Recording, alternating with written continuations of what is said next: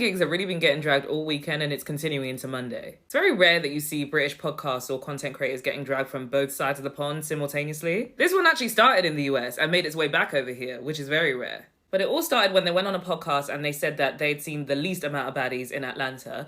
And people pretty much took this to mean, well, Atlanta has an abundance of fine black women, so it's giving they ain't your type. Which is fair. Some might consider that a reach, but I have, particularly with James, I've heard him say things that make it very clear what his type is, so I'm not mad at that. And then more clips of them started circulating, and this one did surprise me. Purely because I've already seen a little bit of this episode. It popped up on my YouTube the other day, and I was curious because I didn't realize Shits and Gigs were doing their US tour until I saw this come up. And I think I watched a good 20 minutes, and it was just so uncomfortable because Andrew Schultz, and I forgot his co-host's name, but the other comedian, they were just making the most basic, ignorant, racist jokes to the point where it was just an uncomfortable watch. And it seemed like to me that James and Fuhad also looked uncomfortable, or at least knew better than to react like they were co-signing the joke in any way. And when I tell you they were the most basic, low-level racist jokes, like at one point he said that his co-host was a snake charmer because he's Indian. And with that joke, James and Fuhad were literally like straight faced, like not even pretending to laugh. So when I saw it, I was like, so really the part where they're making a joke at our expense, that's when you laugh? That is just so disappointing. And that's why I can't even make the excuse that maybe they felt awkward and they just wanted to fake laugh for the moment, because they were blatantly making the decision not to laugh and not to co-sign other jokes that were clearly offensive. But when it's at our expense, it's not a big deal to laugh. And I know some people would just say that's just comedy, that's how it is. But I just think that's a lazy mindset for a comedian to have. And it's lazy to accept it because you actually don't need to resort to those level of racist, offensive jokes to be funny. And Andrew Schultz is actually funny, so he really doesn't need to do that. Even Cat Williams has said himself, if you have to resort to jokes that you know are offensive in 2024,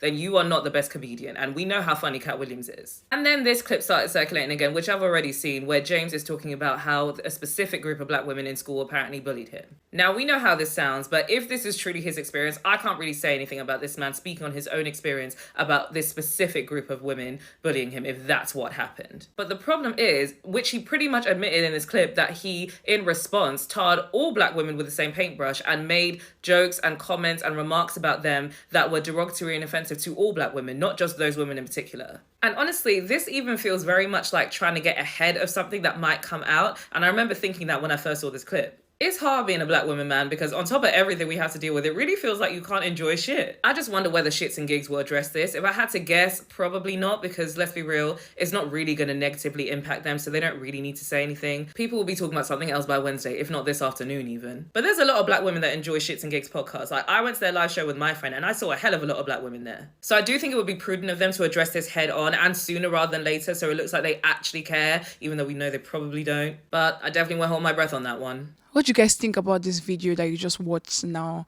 The whole controversy, the whole trending thing about the Shits and Gigs podcast, about James and Fuad, what they did. I mean, you guys, do you think what they did was actually right, or do you think what they said was good? Because people are saying that is this enough for people to start attacking them? Is this enough for people to start saying that they said the wrong thing? I mean, what do you guys think about the whole issue? What do you guys think about it? Because actually they already tendered their apology, but then people have their reactions going around about what they said about women, about black women, saying that they condemned black women, they looked down black women, or they had something to say about black women. They were so like acting like a racist in the podcast or whatever show they were in. So I mean, I want you guys to drop your opinion in the comment section. I mean, what do you guys think about this thing? Do you think it was actually worth it? Or because I also saw people saying that, I mean, this is not worth them being attacked. Is this true? Let's watch other videos about people's reactions concerning James and Fuad, about everything they said in the podcast. Let's watch it. I don't know why you guys thought James and Fuad's podcast was like any different from all these other regular podcast bros. This is how I know most of you only started liking them based off the 60-second clip you see on TikTok. If you actually listen to their podcast, the whole thing, you know that there's no difference. They are all the same. All podcast bros are the same. That's where this outrage is coming from, because most people feel disappointed. We might be witnessing the downfall of Shits and Gigs. I've just seen that clip. I don't know if they were on their podcast or someone else's podcast, where this man and them were talking about the black girlfriend effect. Already problematic, let's be honest. They were saying how when a white man is dating a black woman, how he then like starts to get a buzz cut and like grow his beard and like basically start taking on, your partner's vibe. I think that's a normal thing in relationships. When you are in a relationship with someone, you usually start to take on things from them because you're around them so much. But I digress. This man is sat there, a white presenting male. I don't know where he's from, but he sat there and he's basically saying, no, they get a buzz cut and a beard as protection from being slapped by black women. And he is just gunning for black women, saying that everything they change themselves is just protection, because like black women are just basically the hardest types of people to date and like the worst types of people to be around. These two just sat there and they just didn't defend black women. I went to a what's it called, like a live show, and I'm not gonna lie, the predominant like people at their live show were black and black women. Black women are probably the majority of the types of people who actually watch their podcast. The fact that these two men who also have black parents sit there and didn't quite defend us in this world where we're just like, why are we always getting brought into stuff? Like black women could just be sitting here doing absolutely nothing and we're still getting dragged, still getting brought into stuff and still not being defended. I'm so over it because I'm just like, this is just a tired narrative at this point. Like we're actually in 2024. And I just keep seeing comments. The saddest things, I'm seeing comments on that post. And there's so many black women being like, wow, like we really don't have anyone. Like no one really, like no one has our back. It's crazy. And I feel like I hope that everyone who has watched that, every black woman that has watched that, doesn't feel away, because who are these men anyway? Like, really? Who cares about them and their opinion? Let's be so for real. I'm not surprised that James and Fuhad are like in the firing line right now, but I am surprised it's taken this long because they have been problematic. And not to downplay how fucking horrific it is that they just sat and laughed along while a white man insulted black women in front of them, but that's like the tip of the iceberg of the problematic things that they've said and done. Like they both, and James in particular, have said specifically about black women, horrible, like racist, like perpetuating stereotypes type shit. And then they always say like, oh, it's going to sound like I hate black women, but I kind of do have a problem with them because they bullied me in high school. And then they'll just like use that as a cover to say really horrible things. Like they joke about hurting women a lot. They've said like with their own lips, like I would smack her, I would punch her in the face, I couldn't hear that, I'd hit her. Fuhad also shares the story about how he went to a club and there was like this hot woman there and he went over and grabbed her ass, like he just groped her in the club, and then her boyfriend started to fight with him and he ran off and his friends had to like fight this guy. And they openly talk about how much they cheat. Like they just make jokes continuously about how they have cheated and do cheat and all men cheat. But then like they'll slut shame women for having condoms in their bedroom. And I get it, like it's called Shits and Gigs, it's supposed to be banter, but all their banter is just toxic. That's why whenever they're sitting in the presence of a white guy being openly racist and misogynistic, they just laugh. Because they don't take anything seriously. They're laughing about the shit that you're kind of not supposed to laugh about. And then it kind of gives other men like free rein to just be racist or misogynistic. But they take shit serious if it could potentially impact them. If it's a story about like a woman having done something, they're like... And then they'll either like threaten violence or slut shame them.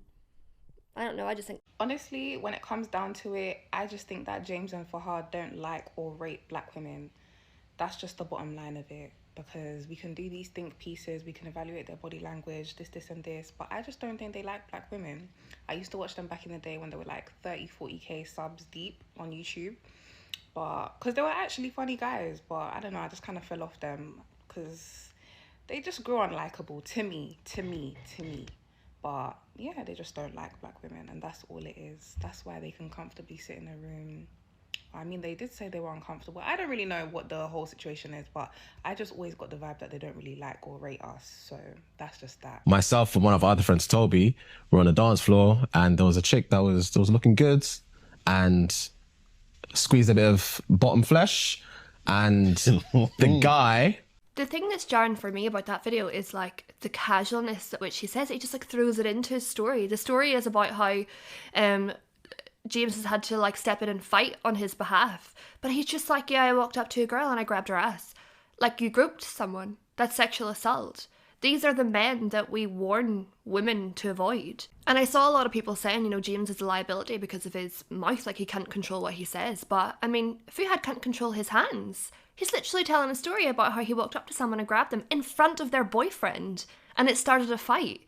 Like, they're both liabilities, but For the people saying, it's just a joke, it's just a comedy show, like you're too soft, you're taking it too seriously, women have been saying that it's the men who will laugh and joke about this kind of thing who will end up being the ones to do it. And the reason they laugh and joke about it is, one, to normalise it, and two, to kind of let other people think that it's perfectly okay to do those kinds of things. And I don't get why men don't understand. Women don't want to be touched. We don't want to be groped. We don't want to be grabbed when we're out in public. It's scary. It's dehumanizing. It's objectifying. And to do that in front of someone's boyfriend, can you imagine the entitlement?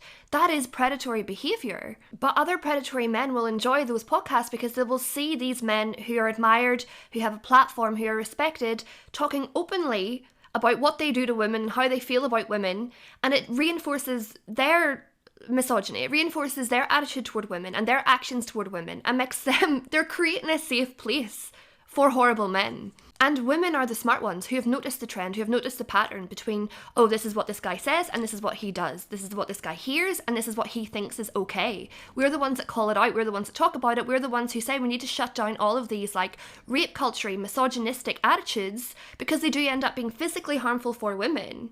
And yet men who will tell you that they're more logical than women are the ones going, I don't see a connection, it's just a joke.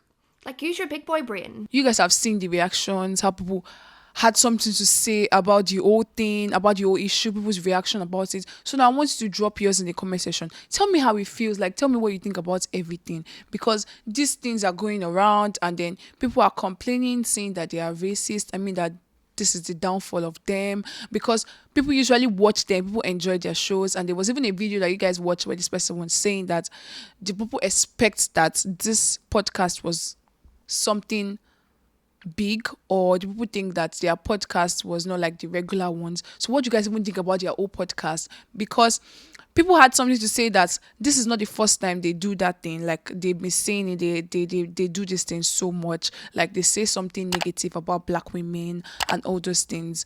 What do you guys think? Do you guys think it's true? Do you guys watch their podcast and see that they actually are against black women or they are racist against them? Because I mean, for people to attack them like this, for people to attack them like this and react about the whole issue, maybe they've been doing it for a very long time. So what do you guys think about it? Let's watch the apology video where they made a video to apologize about whatever they said. Let's watch it. Quick PSA, quick acknowledgement. So there's been a couple of clips going around from when we did a session on the Flagrant podcast while we were on our US tour. Racist joke. Yeah. And we were laughing at it. That obviously there's just literally no excuse. It is our duty to protect you guys. Facts. And it is definitely not cool to be in that situation. And again, not be the ones to stand up and kick the cameras down. And we fucked it on that occasion. We did. It's not going to happen again. And it's about being human. It's about realizing that you don't know what you're prepared for. You don't know how to prepare for something you don't know that you don't know what's yeah. going to happen. Yeah. And once it's happened one time, you're like, fuck, all right. And we're sorry. We definitely do apologize. For one, when you're part of a community, you don't realize that you can hurt your own community.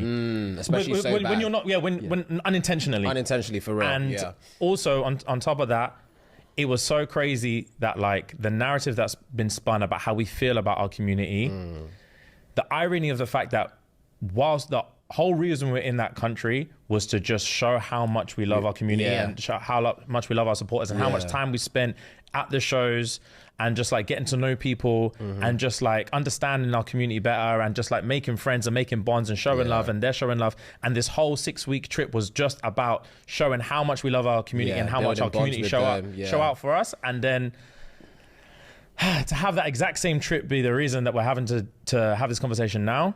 But at the end of the day,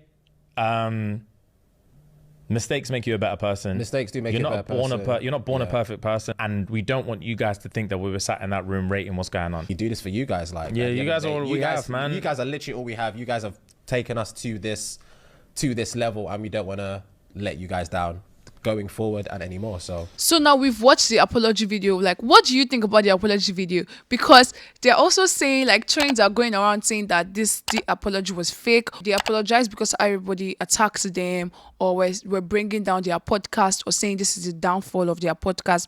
People are saying that was why they apologized, and the apology did not even look real. The apology was just there. Now let's watch this next video where this lady was saying, was your apology sincere or not? Let's watch the video. let's actually talk about that apology video, okay? Yesterday, I made a video and posted it right after I'd watched the apology video. And I'm not going to lie, guys, they got me. They actually got me like a little bit, but I've slept on it. I've woken up and I was thinking, hang on a minute. There are quite a few fundamental things that went wrong in that apology video. And I watched it again this morning. I was just thinking, yeah, no. First of all, why was the video attached to an entire podcast episode? Let me even set up for this. It's giving my apology video is going to be monetized, it's going to make money. The podcast, people will watch it, maybe more people will see it. I don't know who thought that was a good idea, but the fact that that was not a standalone apology video that was not monetized was a terrible idea. Terrible. Also, the fact that obviously I know that this has become an issue more recently. Like, I know the video was filmed maybe back in July. I don't know when it was posted, but the fact that it was posted not just yesterday, but at the end of the day, this apology has only just come about because everyone's been complaining. It's not giving sincere. Like, oh, you guys are so right. It's just not giving sincere. Lastly, and I saw this, Jessie Woo was talking about this one, how they kept saying our community, our community. Please just address the fact that you have seriously offended Black women, not just the community, my community. No, it's not that. It's Black women. Black women have been seriously hurt by what's happened.